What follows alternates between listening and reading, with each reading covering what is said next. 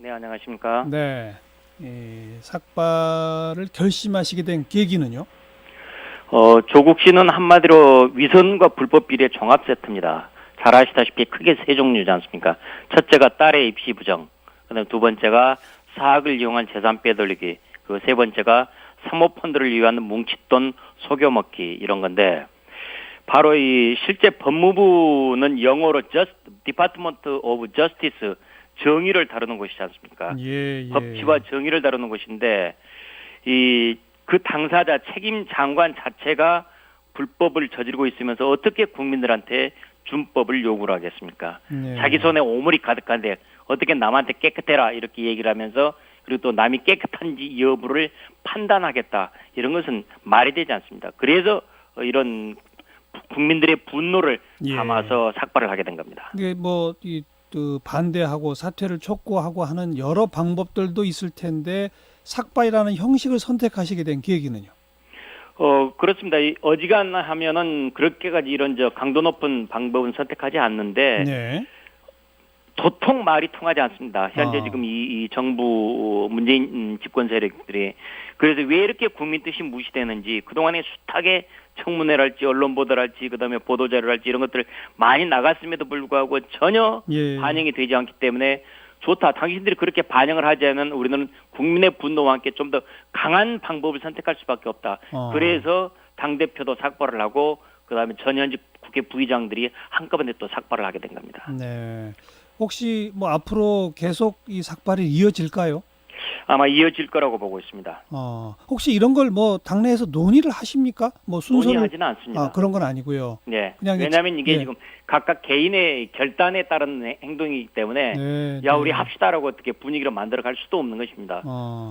다만 그러니까 자연 발생적으로 개인의 선택에 따라서 하지만 계속 이어져 갈 분위기다. 지금의 상황은. 그렇습니다. 대단히 분노하고 있기 때문에 계속해서 이어질 분위기입니다. 네. 오늘 그 삭발식 자리에서 즉각 파면뿐 아니라 구속해야 한다고 하셨던데.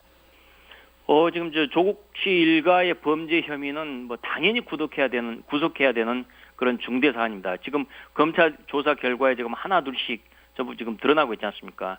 부인 정경숙 씨 같으면은 표창장을 위조해서 대학원까지 부정 입학시켰고, 또 오촌 조카는 사모펀드 가지고 실제 운영과 투자를 분리해 놓은 자본시장법을 위반한 이런 혐의들이 구체적으로 드러나고 있습니다. 그렇기 때문에 당연히 이건 구속돼야 될 사안이다라고 생각하는 겁니다. 네. 뭐 아직까지는 검찰의 수사 단계이고, 물론 뭐 표창장 부분은 기소가 이루어지긴 했습니다만은 피의자 측에서는 또 계속 다른 주장을 펴고 있고, 이거는 잘못된 정보의 가짜 뉴스 내지는 피의 사실 공표도 왜곡된 공표다라는 주장을 하고 있는데, 그건 어떻게 보세요? 그건 지금 그분들이 자기들을 합리화하기 위한 물타기에 불과하다고 봅니다. 제가 그동안에 지금 숱하게 나온 보도들을 쭉 살펴봤을 때, 그리고 그런 보도들에서 언론에서 제기하는 문제들이 전부 근거에 의한 것들이기 때문에 타당한 얘기들이다. 그리고 이런 부분들에 대해서 본인들한테도 취재를 하지만은 본인들은 일절 답을 하지 않고 있지 않습니까?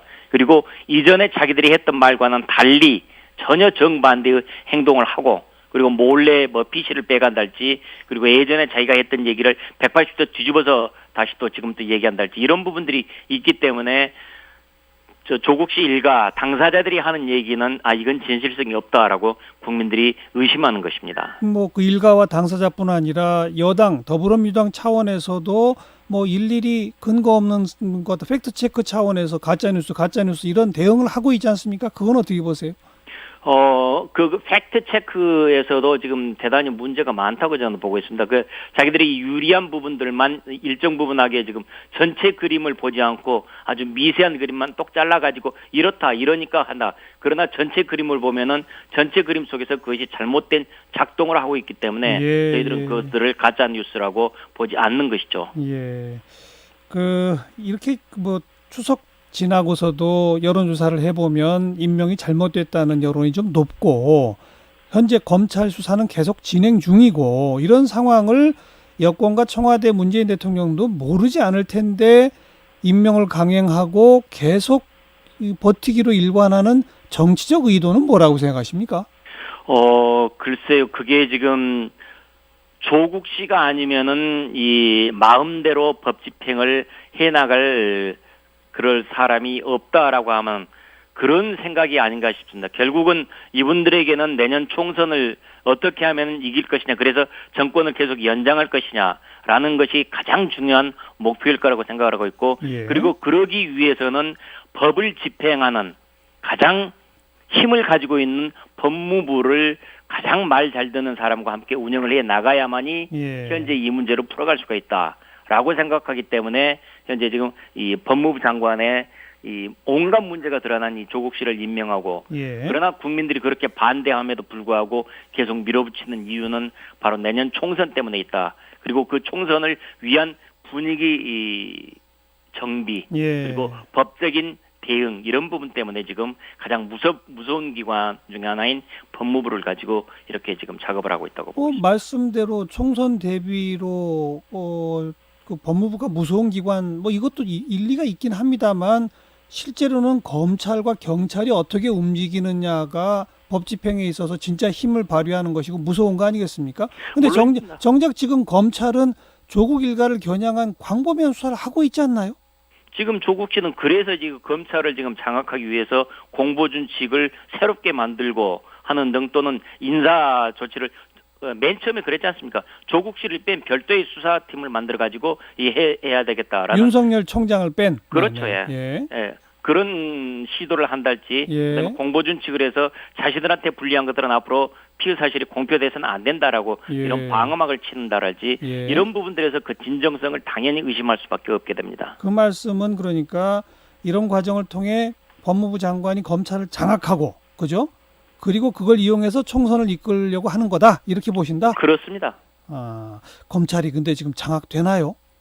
그러지 않기를 바라고 있지만은 현재 지금 정권이 과연 검찰이 이 부분들을 어떻게 지금 잘 또 해나갈지 제가 지금 살펴보고 있지만은, 그러나 지난 역사의 경험에서 보면은 정권의, 특히 이 대통령의 의중에 맞게 모든 인사들이 변해 나가는 이런 것들을 저희들이 봤기 때문에, 네. 검찰 현재 하고 있는 윤석열 총장팀을 저희들이 지금 주시를 하면서도 이게 어떻게 될지 향방에 대해서는 쉽게 판단을 못 내리고 지금 주시하고 있는 중입니다. 언급하신 피의사실 공표 비롯한 그 부분 공보준칙 개정하겠다고 하는 거는 당정 협의 끝에 이거는 직접 시행에 들어가는 거는 조국 일가 수사가 다 끝난 후로 미루지 않았습니까? 오해의 소지가 있다고 해서 그건 환영할 만한 거 아닌가요?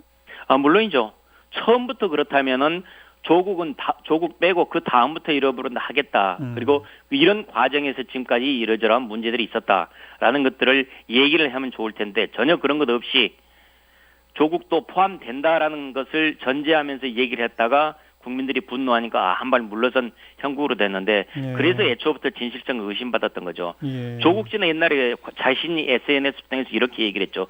피의사실 공표도 정당한 언론의 자유 범위에 있다. 그래서 유법성이 조각된다. 네. 옛날에는 피의사실 공표가 좋다라고 했다가 이제 불리하니까 피의사실 공표하면 안 된다라고 이렇게 입장을 180도 바꾸고, 이러니까 지금 진실성이 의심될 수밖에 없었던 것인데, 알겠습니다. 이런 부분들은 피의사실 공표, 이런 부분 저는 조국 이후에는 적절하게 지금 조정이 되고, 이런 부분은 정당하다고 봅니다. 네. 이제 바른미래당과 함께 국정조사 요구서를 내겠다 하고 결정을 하셨는데, 민주평화당, 대한정치연대 이쪽은 지금 성급하다는 입장이에요. 그러면 국정조사 요구서를 내도 안 되는 거 아닙니까? 조국 씨 문제는 이 2030 세대들한테 좌절을 안겨줬고, 또 부모들한테도 참 능력 없어 미안하다라는 그런 자괴감까지 안겨준 대한민국 현실에 분노하는 그 대단히 중대한 문제입니다. 그렇기 때문에, 워낙 문제가 많기 때문에 저는 다른 야당들도 결국에는 동의할 것으로 보고 있습니다. 예. 국민들의 정서가 대다수가 반대를 하는데 그 정서를 외면하고 자기들만 독자적인 입장을 취하기가 곤란한 것이 정치판이기 때문에, 예. 그래서 저는 결국은 동의할 거라고 보고 있습니다. 예. 그리고 제가만 알고 있는 민주당 내부의 일부 소신 있는 의원님들 개인적으로 만나보면 조국은 이건 아니다 라고 당당하게 이렇게 소극 얘기를 합니다. 이렇기 때문에 국정조사 이 부분들은 저는 지금 진행이 될 거라고 보고 있습니다. 민주당 의원 가운데도 조국은 안 된다는 이야기들이 있더라. 그렇습니다. 개인적으로 만나면 그런 얘기를 합니다. 네. 근데 지금 검찰이 한참 수사하고 있는데 국정조사는 오히려 조금 뒤에 하는 게 나은 거 아닌가요? 자유한국당 입장에도? 그러니까 검찰 보고 수사를 제대로 해라는 그런 압박을 줄 필요도 있죠. 아, 그렇지 않으면 우리들은 당연히 국회가 가지고 있는 권한이 이 국정조사와 특검 두 가지입니다. 네. 그래서 이 국정조사를 통해서 우리들이 제대로 지금 또 국회에서도 문제를 파헤치겠다라고 검찰에 대해서 압박을 해야만이 검찰도 예. 제대로 문제를 알겠습니다. 해낼 거라고 보고 있습니다. 오늘 심재철 의원 저와 인터뷰하면서 처음부터 끝까지 조국 장관이 아닌 조국 씨라고 부르시던데 장관으로 인정할 수 없다 이 말인가요? 그렇습니다. 그 권위를 전혀 인정할 수가 없습니다. 그렇기 때문에 일부러 조국 씨라고 지금 얘기를 했습니다. 여기까지 듣겠습니다. 고맙습니다. 네, 감사합니다. 자유한국당 심재철 의원이었습니다.